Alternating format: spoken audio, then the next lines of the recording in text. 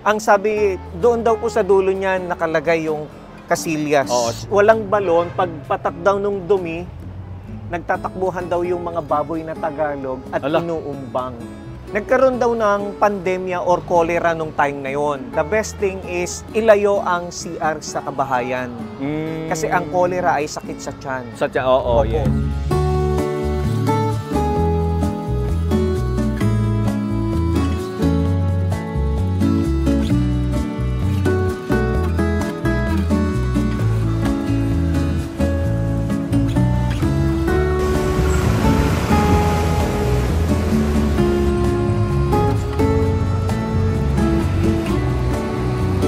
Okay, sir. Ito po yung bahay ni Doña Prudencia na minana niya sa kanyang tatay at nanay. Ang tatay niya ay si Benedicto at ang nanay niya ay si Roberta. Siya yung kaisa-isa sa pamilya na soltera kung tawagin o hindi nagkaasawa. Ikinukonek ng mga tao kung bakit hindi raw siya nagkaasawa o naging soltera ay dahil doon sa kanyang kakambal na ahas. Ito yung pinaniniwala ang alamat ni Doña Prudencia or yung tinatawag na urban legend. Pinanganak daw siya na may kakambal na ahas. Ang bahay nila ay sinasabi na almost 170 years old na. Tara, puntahan natin. Sige po. Natin. So eto sir, kailan po siya ni-restore itong bahay na ito? Ni-restore siya noong 2019. Bago lang. Tapos, tinurn over sa amin ng National Historical Commission noong 2020, March. Ang hagdan ng bahay ay may original na disenyo pa rin po. Okay. Yung mga kulay white na makikita natin dito sa hagdan ay mga dinurog na marmol. Ito naman pong tiles na nakalagay sa tabihan ay original din po na Machoka tiles. Machoka tiles. Ito po yung kinuna ng disenyo para makapagpagawa ng bagong tiles na ito na ginamit po sa silong. So medyo maalikabok lang. Maalikabok kasi po ay dikit kami sa National Highway. Opo. Ginagamit namin ng bahay na ito or museo na ito para maipakita sa mga bata yung itsura ng bahay na bato noong unang panahon. Kasi hindi katulad ngayon, pagpasok mo sa main door, kita na yung kaluluwa ng bahay. Oo nga. Ito mayroong bahagi ng antisala, sala, kwarto, komedor at kusina. Ito po yung kanilang antisala, ito po yung kanilang salas.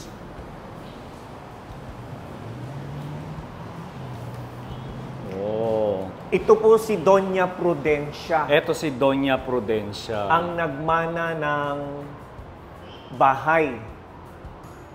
Kapatid ni Doña Prudencia si Marcelino. Ito si Marcelino. Marcelino Pule. Marcelino Pule. Anak po ni Marcelino Pule, si Eusebia Pule at Jose Pule. Ayun, ito si Eusebia Pule. Yan po si Eusebia. Asawa ni Don Potenciano Malvar na may-ari ng White House sa bayan. Oo, yes po. Opo. Sa isang aklat na sinulat ni Juan Hernandez, page 91, last paragraph, sinabi niya doon na ang mag-asawang Eusebia at Dr. Potenciano Malvar ay siya yung kauna-unahang taga San Pablo na nakapag-around the world. Tapos ito si Jose Pule, kapatid ni Eusebia. Ito si Jose Pule. Opo. So siya po ba yung may bahay sa Alaminos? Opo. Sir, no? Siya rin yung nagtayo ng Marcelino Pule Memorial College sa Alaminos. Anak ni Jose Pule, si Artemio Pule. Ito naman yung anak niya, Ayan po si Artemio. Artemio Pule. Opo. May isang street sa San Pablo sa bayan. Dahil naging punong lungsod ng San Pablo si Artemio. Ang lawak ng kanilang salas. Tsaka sir, maganda na preserve yung bahay. Opo. Na-restore. Ang problema lang talaga namin dito kung bakit hindi namin mabuksan yung bintana ay yung alikabok. Alikabok Yes. galing sa National Highway. Oo, totoo po. Ito po yung kanilang kwarto.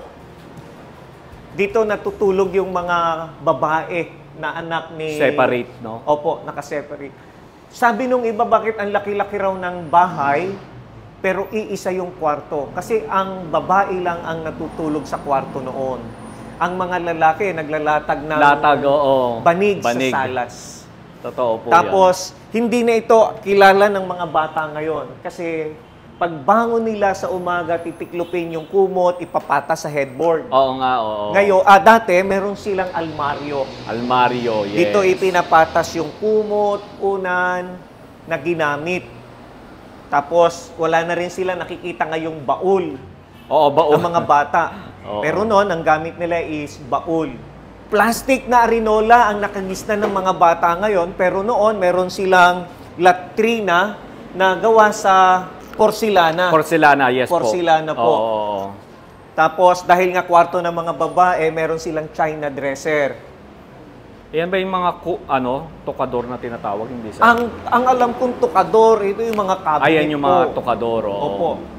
Ito yung mga lalagyan ng mga pangkulorete, may upuan sa harap yan dahil dyan nag-aayos bago umalis. Oo. And then, may mataas na pagpapahalaga sa edukasyon ng pamilya at nakapagpaaral din naman sila sa Maynila. Kaya meron silang eskritorio o yung study table. Yan po yun. Tapos, minarapat po na hindi na ibalik yung dingding para pag-ikot ng mga bisita, mas madali na po. Oo, tama po. Mas madali na po yung pagpasok. And then, punta tayo doon sa kanilang komedor. Ito naman yung komedor. Ito po yung kanilang komedor. So, komedor is kainan. Kainan or po. Nandito yung kanilang dining family. area. Ayun yung dining table. Ang sabi po, napalitan daw po ito kasi mas mahaba at mas malaki yung dining table ng pamilya.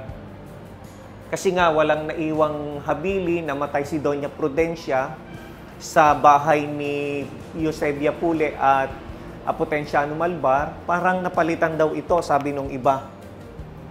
May nanghiram na hindi na napabalik. Nung magbalik, iba na. Binalik. Oo. Meron din daw po ito yung lover's chair. Lover's chair. Dalawa, ay yung mag-asawa lang o kaya ay kakasalin. Oo. Pero yung mga binata at dalaga na wala pa sa panahon daw po na mag-asawa, pinagbabawalan nila Na magkatabi. dyan.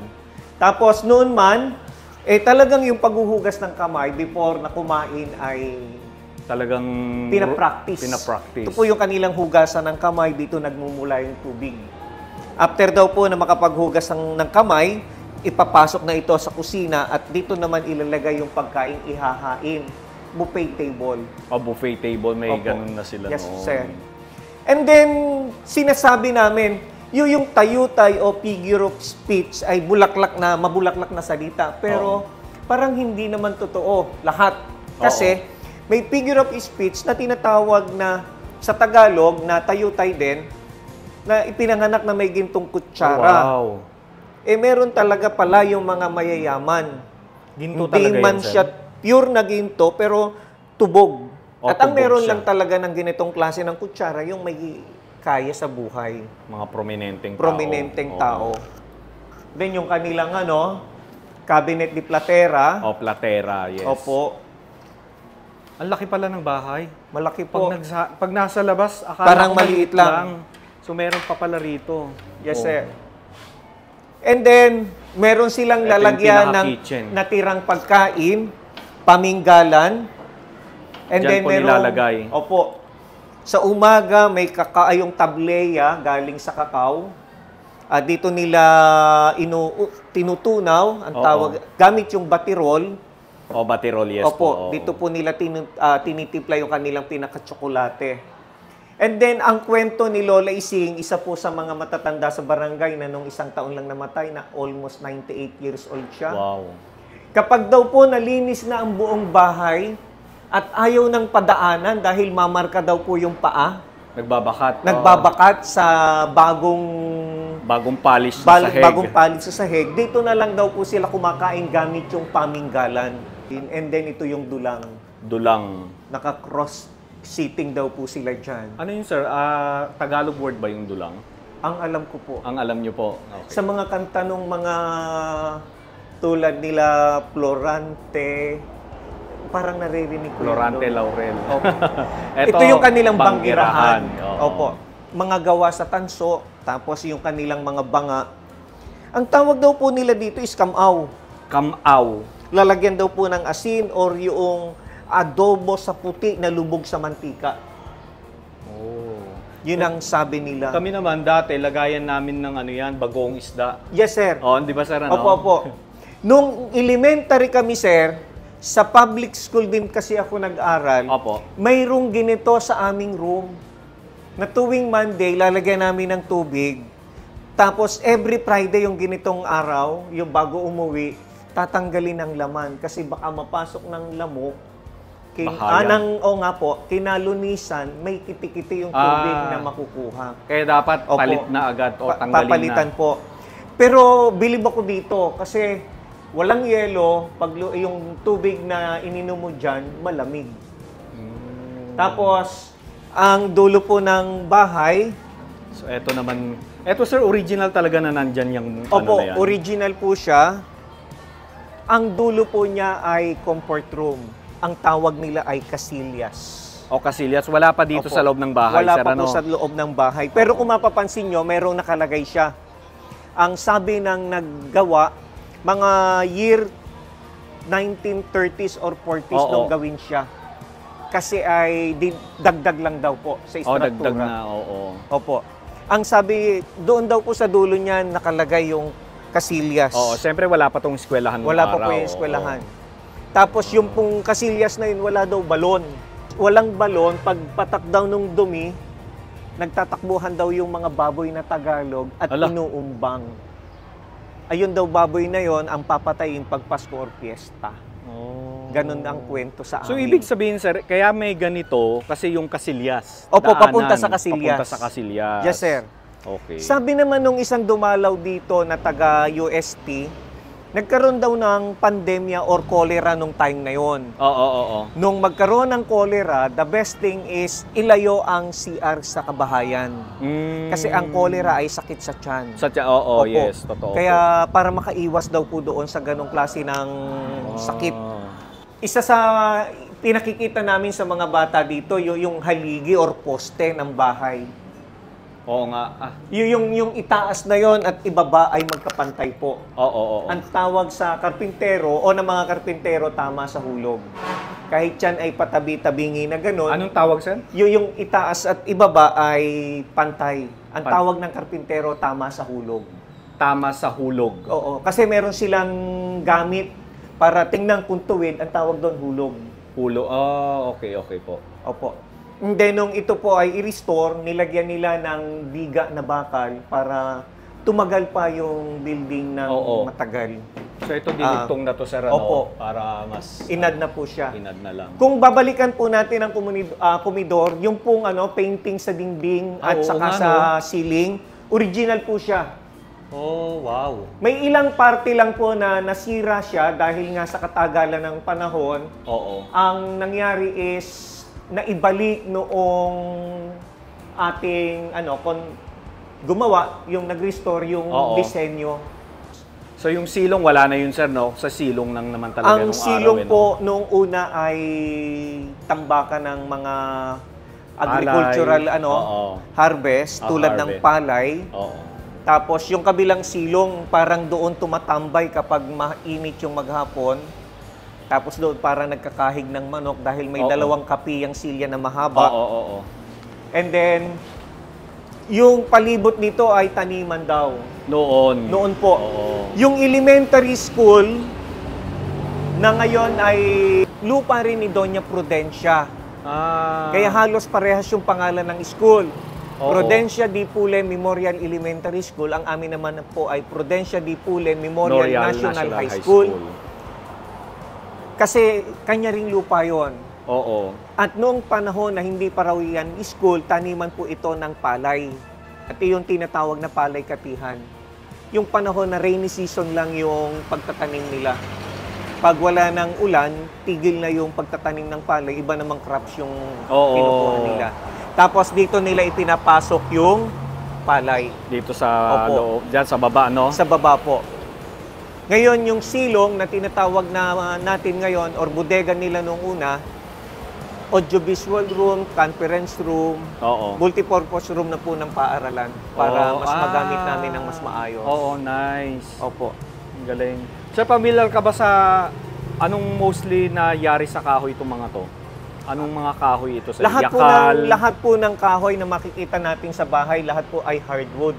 Oo, hardwood. Yakal, mulabe, tangili, nara. Oo, nandito na lahat, nandito no? po. Tapos yung kanyang balustre sa bintana, Balustre. ay simpleng-simple ang disenyo. Hindi katulad noong ibang bintana na very intricate yung kanilang Yung disenyo. disenyo, oo. Ang Ito sabi simple. noong gumawa o nag-restore, depende raw po yon sa katangian ng taong nakatira. Ah, ganun po ba yun, sir? Kung mahilig daw siya sa mga kung ano-anong palamuti o disenyo, Oo. makikita rin daw yun sa bahay. Pero yung kasimplihan ng tao, makikita mo rin daw doon sa kanyang tinitirhan. Ayun, maraming salamat po, sir. Oh, may Opo, klase opo. pa si Ay. Sir Francis Donglay. Sir, maraming salamat po. Thank you po. Sana ay mas maraming makapanood, Oo. maka-appreciate at madalaw ang bahay ni Doña Prudencia. Sa kabila ng sarado ang kanyang mga bintana sa tabing karsada, ito po ay bukas araw-araw para sa lahat po ng gustong bumisita. Ay, walang araw na sarado. Open talaga siya. Nagiging sarado lang siya pag araw ng sa linggo. Okay, linggo. Pero yung Sabado, kung magpapabook o magsasabi po kayo, pupuntahan po namin kayo para Ayun. maipasyal kayo sa bahay ni So, Doña paano po kayo Prudencia. makukontak, sir? May Facebook page naman ito, May no? Facebook page naman po ang Prudencia Puli Mansion. Ito po ay nakasama sa Prudencia Puli Memorial National High School at sa local government po ng San Pablo. Ayun, maraming salamat po, sir. Salamat din po. Thank you po. So, nandito tayo mismo sa silong. Ganito na itsura niya noon. Sira-sira na. Ayan, o. Sira-sira na siya. So, andito naman yung ito yung original na itsura niya noong hindi pa nare-restore. Ayan.